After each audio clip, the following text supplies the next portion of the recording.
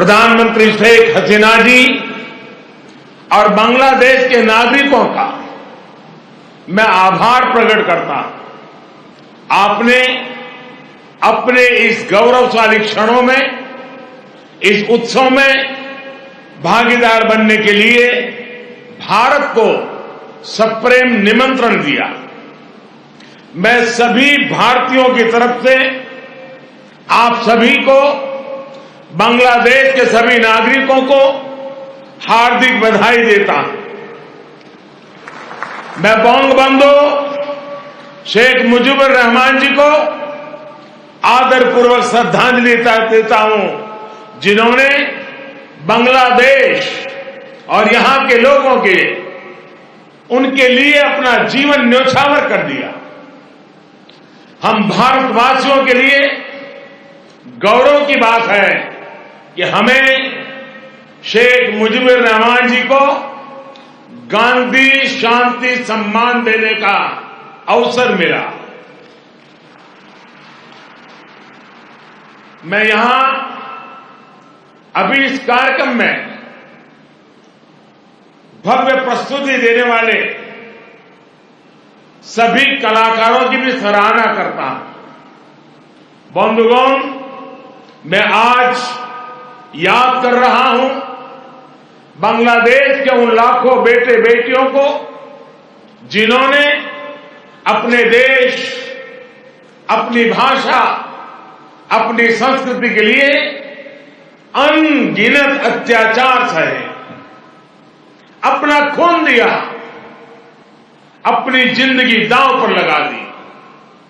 मैं आज याद कर रहा हूं मुक्ति युद्धों के शूरवीरों को। मैं आज याद कर रहा हूं शहीद धीरेन्द्रनाथ दत्तो को, शिक्षाविद रफीकुद्दीन अहमद को, भाषा शहीद सलाम, रफीक, बरकत, जब्बार और शाफिऊर जी को। मैं आज भारतीय सेना के उन वीर जवानों को भी नमन करता हूं जो मुक्ति युद्धों में बांग्लादेश के भाई बहनों के साथ खड़े हुए थे, जिन्होंने मुक्ति युद्ध में अपना लहू दिया, अपना बलिदान दिया और आजाद बांग्लादेश के सपने को साकार करने में बहुत बड़ी भूमिका निभाई। Field marshal Sam Manekshaw, general Arora, general Jacob, lance Naik Albert Ekka, group captain Chandan Singh, captain Mohan Narayan Rao Samant, ऐसे अनगिनत कितने ही वीर हैं जिनके नेतृत्व और साहस की कथाएं हमें प्रेरित करती है। बांग्लादेश सरकार द्वारा इन वीरों की स्मृति में आशुगंज में वॉर मेमोरियल समर्पित किया गया है। मैं इसके लिए आपका आभार व्यक्त करता हूं। मुझे खुशी है कि मुक्ति युद्धों में शामिल कई भारतीय सैनिक आज विशेष रूप से इस कार्यक्रम में मेरे साथ उपस्थित भी हैं। बांग्लादेश के मेरे भाई और बहनों, यहां की नौजवान पीढ़ी को मैं एक और बात याद कराना चाहूंगा और बड़े गर्व के साथ याद दिलाना चाहता हूं। बांग्लादेश की आजादी के लिए संघर्ष में, उस संघर्ष में शामिल होना मेरे जीवन के भी पहले आंदोलनों में से एक था। मेरी उम्र 20-22 साल रही होगी जब मैंने और मेरे कई साथियों ने बांग्लादेश के लोगों की आजादी के लिए सत्याग्रह किया था। बांग्लादेश की आजादी के समर्थन में तब मैंने गिरफ्तारी भी दी थी और जेल जाने का अवसर भी आया था। यानी बांग्लादेश की आजादी के लिए जितनी तड़प इधर थी उतनी ही तड़प उधर भी थी। यहां पाकिस्तान की सेना ने जो जघन्य अपराध और अत्याचार किए, वो तस्वीरें विचलित करती थी। कई दिन तक सोने नहीं देती थी।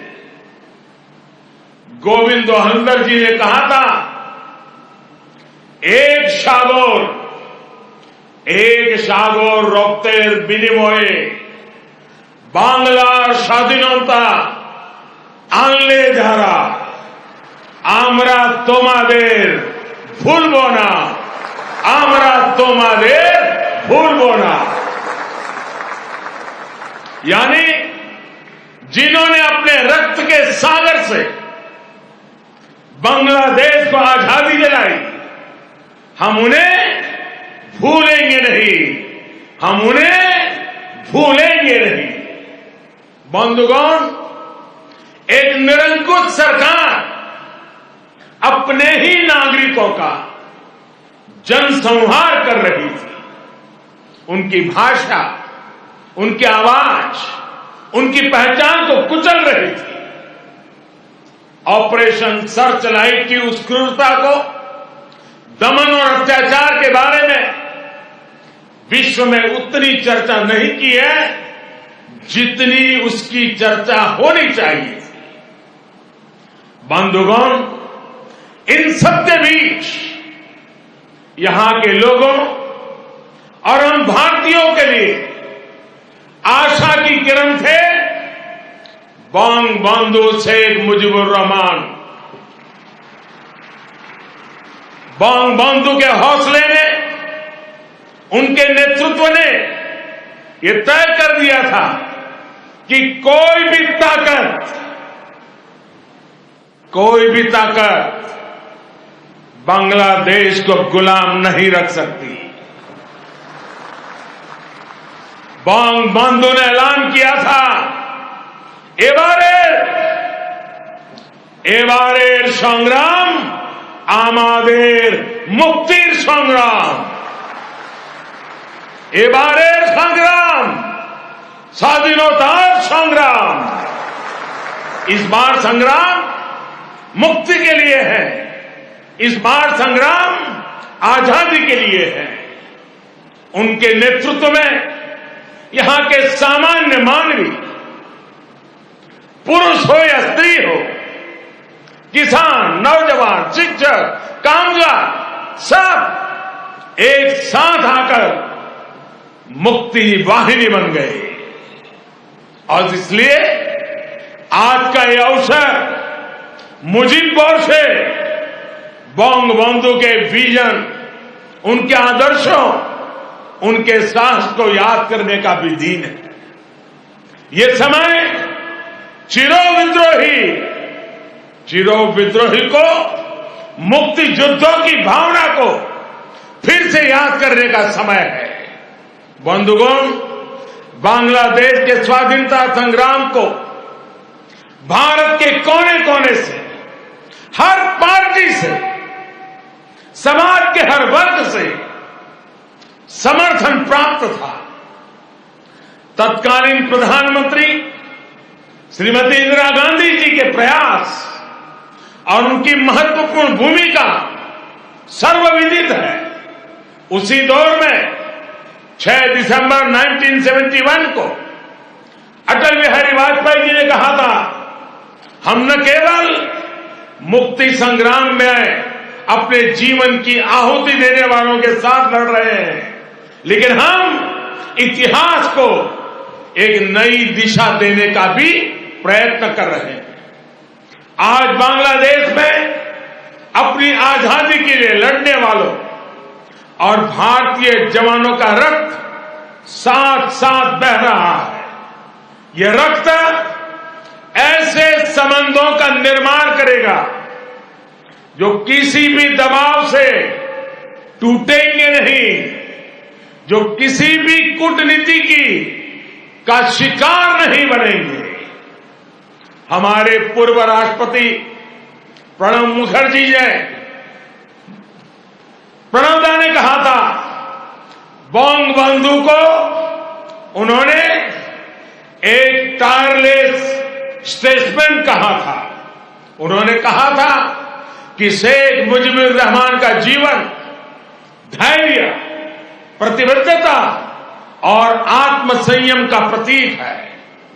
बंधुगण, ये एक सुखद संयोग है कि बांग्लादेश के आजादी के 50 वर्ष और भारत की आजादी के 75 वर्ष का पड़ाव एक साथ ही आया है। हम दोनों ही देशों के लिए 21वीं सदी में अगले 25 वर्षों की यात्रा बहुत ही महत्वपूर्ण है। हमारी विरासत भी साझी है, हमारा विकास भी साझा है, हमारे लक्ष्य भी साझे हैं, हमारी चुनौतियां भी साझी हैं। हमें याद रखना है कि व्यापार और उद्योग में जहां हमारे लिए एक जैसी संभावनाएं हैं, तो आतंकवाद जैसे समान खतरे भी हैं। जो सोच और शक्तियां इस प्रकार की अमानवीय घटनाओं को अंजाम देती हैं, वो अब भी सक्रिय है।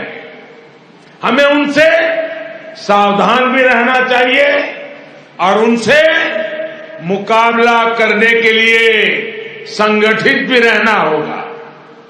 हम दोनों ही देशों के पास लोकतंत्र की ताकत है, आगे बढ़ने का स्पष्ट विजन है।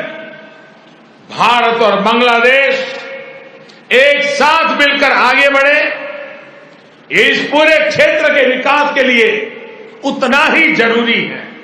और इसलिए आज भारत और बांग्लादेश दोनों ही देशों की सरकारें इस संवेदनशीलता को समझकर इस दिशा में सार्थक प्रयास कर रही है।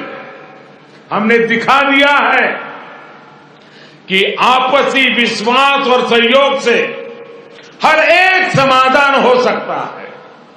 हमारा लैंड बाउंड्री एग्रीमेंट भी इसी का गवाह है। कोरोना के इस कालखंड में भी दोनों देशों के बीच बेहतरीन तालमेल रहा है। हमने सार्क कोविड फंड की स्थापना में सहयोग किया, अपने ह्यूमन रिसोर्स की ट्रेनिंग में सहयोग किया। भारत को इस बात की बहुत खुशी है कि made in India vaccines Bangladesh के हमारे बहनों और भाइयों के काम आ रही है। मुझे याद है वो तस्वीरें जब इस साल 26 जनवरी को भारत के गणतंत्र दिवस पर बांग्लादेश आर्म फोर्सेस के ट्राई सर्विस कंटिजेंट ने शोनो एक्टिर मुजिबोर थे के इस धुन पर दिल्ली में परेड की थी।